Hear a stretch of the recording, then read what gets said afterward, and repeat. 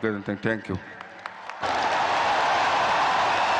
ধন্যবাদ মহোদয় এতিয়া মই অসমৰ মাননীয় মুখ্যমন্ত্ৰী ডক্টৰ হিমন্ত বিশ্ব শৰ্মা দেৱক তেখেতৰ বহুমূলীয়া ভাষণেৰে উপস্থিত সুধীবৃন্দক কৃতাৰ্থ কৰিবলৈ বিনম্ৰ অনুৰোধ জনাইছোঁ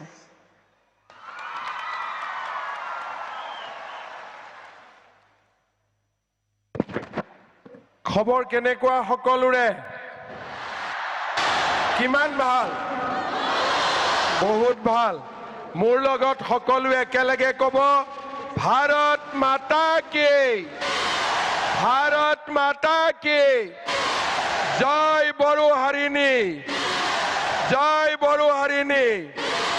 জয় আই অসম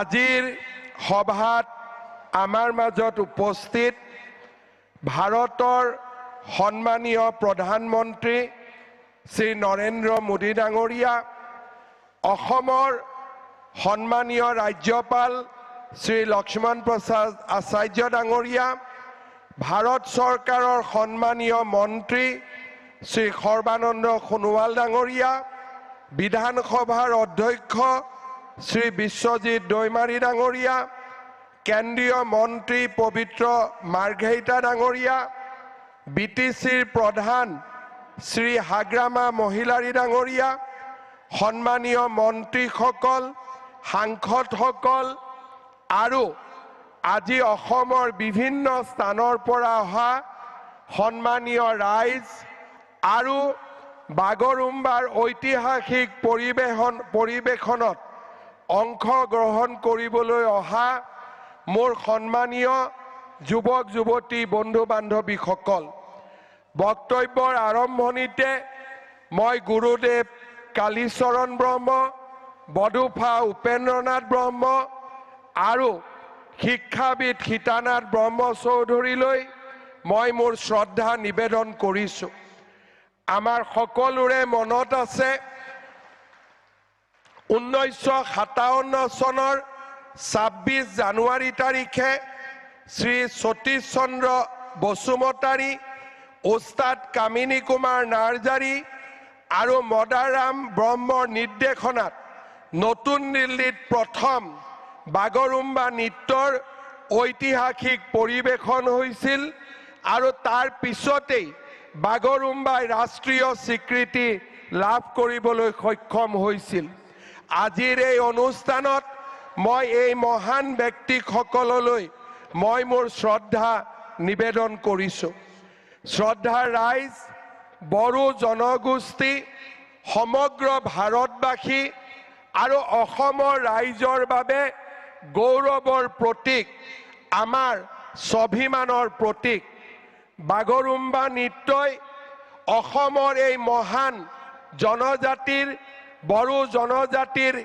কৃষ্টি আৰু সংস্কৃতিক প্ৰতিনিধিত্ব কৰে আজি আমি অত্যন্ত গৌৰৱ অনুভৱ কৰিছোঁ যে আজি অসম চৰকাৰৰ উদ্যোগত আৰু আমাৰ বড়োলেণ্ড টেৰিটৰিয়েল কাউন্সিলৰ সহযোগত বড়ো জনগোষ্ঠীৰ জাতীয় সংগঠনসমূহৰ সহযোগত 10,000তকৈ অধিক যুৱক যুৱতীয়ে সৰু সজাইত বাগৰুম্বা নৃত্যৰ পৰিৱেশন কৰিব মোৰ যিমান দূৰ মনত আছে বড়ো জনগোষ্ঠীসকলে ইমান ডাঙৰ সাংস্কৃতিক পৰিৱেশন বোধহয় গুৱাহাটীত এয়া প্ৰথমবাৰৰ বাবে পৰিৱেশন কৰিবলৈ আহিছে যি আমাৰ ইতিহাসৰ বাবে এক মাইলৰ খুঁটা হৈ ৰব 2023 চনৰ 14 এপ্ৰিলত 10 সহস্ৰাধিক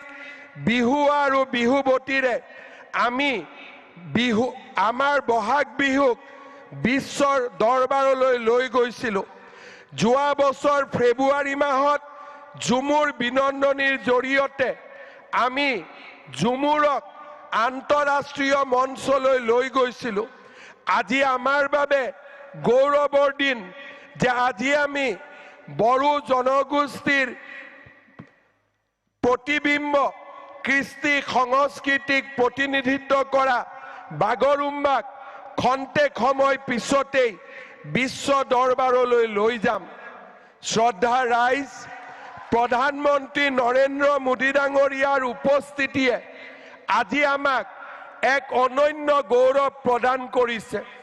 যোৱা বছৰ প্ৰধানমন্ত্ৰী নৰেন্দ্ৰ মোদী ডাঙৰীয়াৰ নেতৃত্বত নতুন দিল্লীত বডুফা উপেন্দ্ৰনাথ ব্ৰহ্মৰ প্ৰতিমূৰ্তি স্থাপন কৰা হৈছিলে।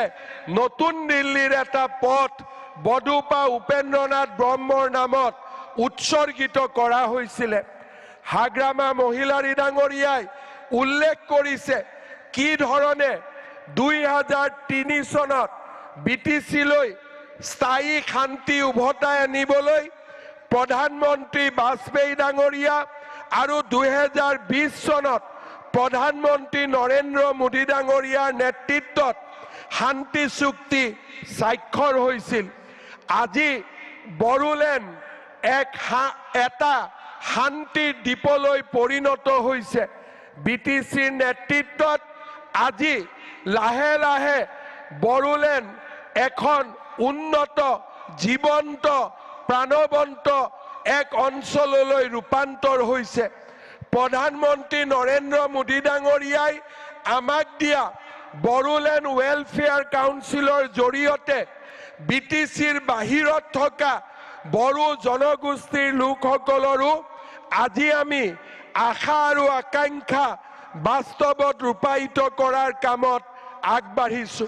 মই বিশ্বাস কৰোঁ সংস্কৃতিয়ে মানুহৰ মাজত সমন্বয়ৰ সৃষ্টি কৰে। বাগৰুম্বাৰ এই প্ৰদৰ্শনে বড়ো জনগোষ্ঠীক আমাৰ অন্যান্য অসমত বাস কৰা জনগোষ্ঠীৰ ওচৰ চপাই লৈ আহিব এখন বৰ অসম আৰু এখন মহান ভাৰতৰ আধাৰশিলা স্থাপন কৰিব। মই অসমবাসী ৰাইজৰ হৈ পুনৰ এবাৰ আমাৰ প্ৰধানমন্ত্ৰী নৰেন্দ্ৰ মোদী ডাঙৰীয়াক ধন্যবাদ জনাম। আমি নিশ্চয় মনত ৰাখিম যে আমাৰ হাগ্ৰামা মহিলাৰী ডাঙৰীয়াই কোৱাৰ দৰে বিজেপি চৰকাৰৰ দিনতেই BTCৰ নিৰ্মাণ হৈছিল। বড়ো ভাষাক সংবিধানৰ ৮ম অনুসূচীত স্বীকৃতি দিয়া হৈছিল। অসমৰ সহযোগী চৰকাৰী ভাষাৰ মৰ্যাদা দিয়া হৈছিল। BTC গঠন কৰা হৈছিল। বড়োলেণ্ড ৱেলফেয়াৰ কাউন্সিল গঠন কৰা হৈছিল।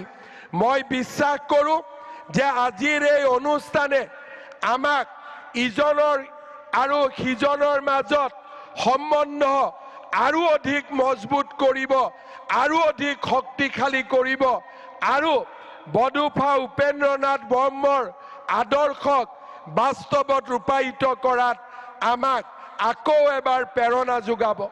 প্ৰধানমন্ত্ৰী নৰেন্দ্ৰ মোদী ডাঙৰীয়াৰ আজিৰ উপস্থিতিয়ে বড়ো জনগোষ্ঠীৰ সন্মান আৰু আমাৰ স্বাভিমানক এক নতুন পৰ্যায়লৈ লৈ গ'ল। আজি আমাৰ এই অডিটৰিয়ামত, সৰু সজাই ষ্টেডিয়ামত আৰু ইয়াৰ বাহিৰতো অজস্ৰ বড়ো আৰু আন অসমবাসী লোক আহি ইয়াত উপস্থিত হৈছে। এই মুহূৰ্তত অসমৰ প্ৰতিগৰাকী লোকে টেলিভিছনৰ সন্মুখত বহি আছে এই ঐতিহাসিক নৃত্য চাবলৈ। দেশ আৰু বিশ্বত বাস কৰা বড়ো জনগোষ্ঠী আৰু আন অসমৰ জনগোষ্ঠীসমূহে আজি টেলিভিছনৰ পৰ্দাত অপেক্ষা কৰিছে ঐতিহাসিক নৃত্যলৈ। প্ৰধানমন্ত্ৰী নৰেন্দ্ৰ মোদী ডাঙৰীয়াক আমি কিহেৰে ধন্যবাদ জনাম? আমাৰ সন্মুখত একো ভাষা নাই। মই উপস্থিত ৰাইজক অনুৰোধ কৰিম, সকলোৱে নিজৰ মোবাইলত টৰ্চ লাইট জ্বলাই প্ৰধানমন্ত্ৰী মোদী ডাঙৰীয়াক এবাৰ অভিবাদন জনাওক। সকলোৱে থিয় হৈ নিজৰ নিজৰ আসনত থিয় হৈ হাত তালিৰে মোদী ডাঙৰীয়াক সকলোৱে সম্বৰ্ধনা জনাওক। আৰু মোবাইল আমি আকৌ এবাৰ সুন্দৰভাৱে ইফালৰ পৰা সিফালৰে আমি মোদী ডাঙৰীয়াক সম্বৰ্ধনা জনাম। সকলোৱে মোৰ লগত একেলগে ক'ব, নৰেন্দ্ৰ মোদী, নৰেন্দ্ৰ মোদী, নৰেন্দ্ৰ মোদী। বহুত বহুত ধন্যবাদ। জয় হিন্দ।